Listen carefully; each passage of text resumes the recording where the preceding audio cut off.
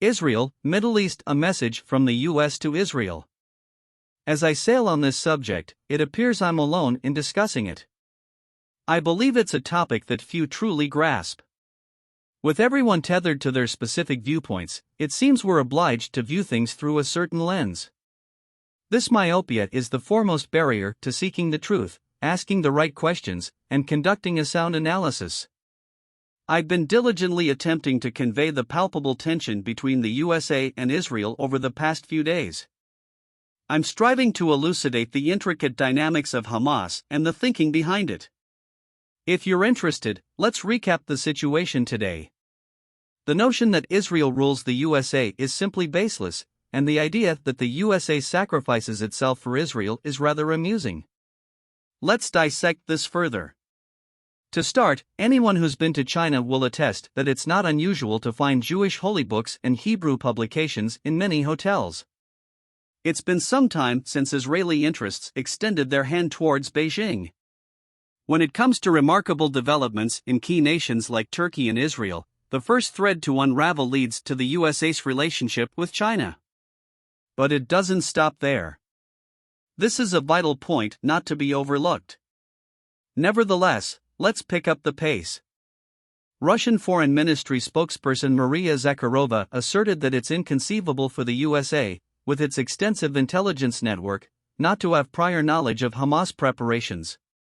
Is this accurate? Absolutely. Zakharova contends, Hamas meticulously planned this operation for a whole year.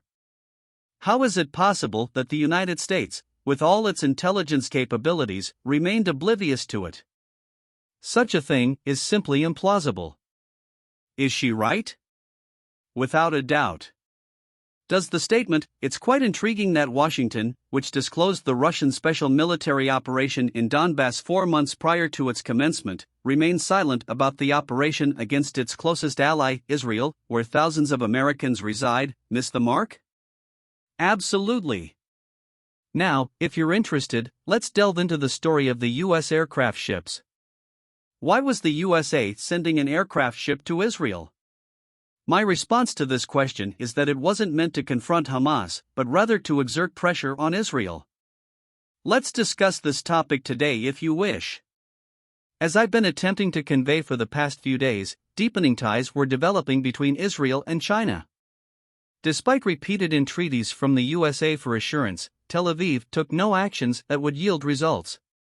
Even prominent figures from the intelligence community visiting the USA were asserting in Washington, China is not our adversary.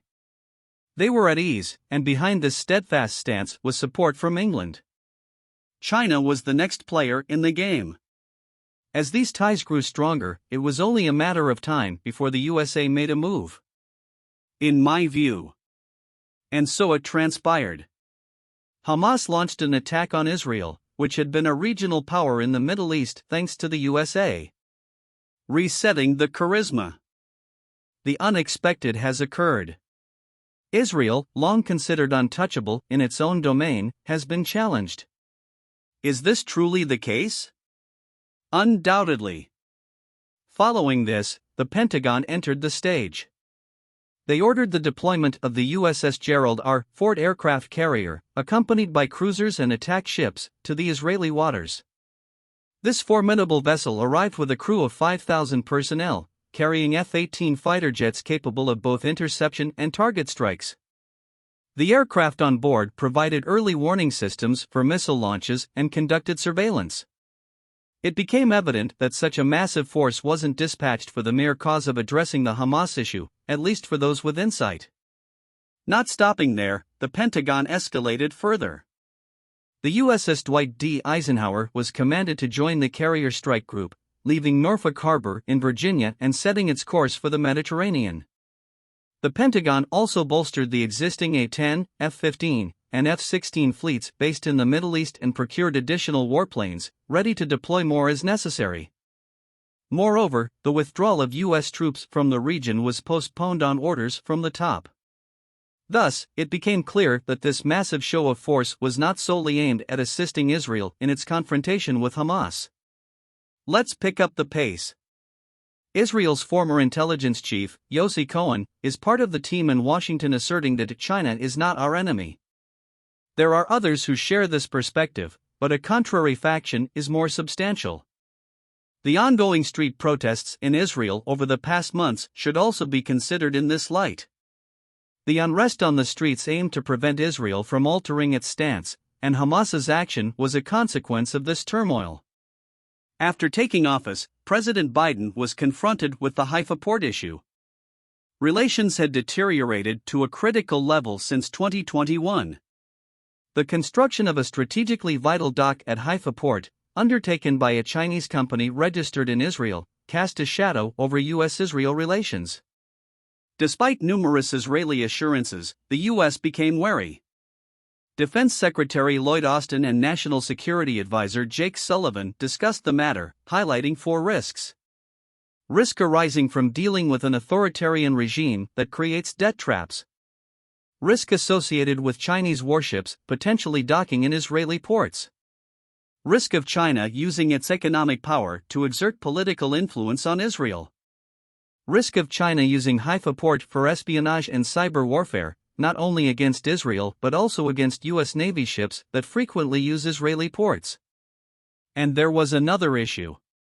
As soon as Biden assumed office, he sought to review the agreements between Israel and China without signing them. Tel Aviv complied, and the U.S. and Israel initiated a strategic dialogue to establish a partnership on critical and emerging technologies to take cooperation between countries to new heights. While this somewhat eased U.S. concerns, the newly elected Netanyahu intervened immediately. In Israel, the first step taken was to revoke the informing Washington clause of the Israel-China agreements.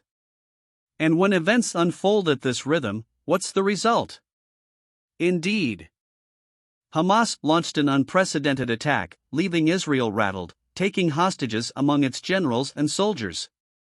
Even though Israel employed disproportionate force and unintentionally harmed innocent civilians, the outcome remained unaltered. Hamas hit them hard on their home turf, eliminating their ability to establish a state. So, how did this transpire? My perspective is that it was with the support of the USA. Israel, trying to secure its interests by getting closer to China, seemed to want to balance the books for the aid it had received for years. The USA was presenting its bill, and Israel, which had previously attempted to block U.S. entry into the Mediterranean via Haifa, now faced American aircraft carriers in its waters, delivering a final warning. The world was sending a message to the audacious one. I hope this explanation helps clarify the intricate situation. Note, Netanyahu informed U.S. Congress members about his intended trip to China, possibly for the Silk Road Summit. An intelligence report advised him against making rash moves during this period.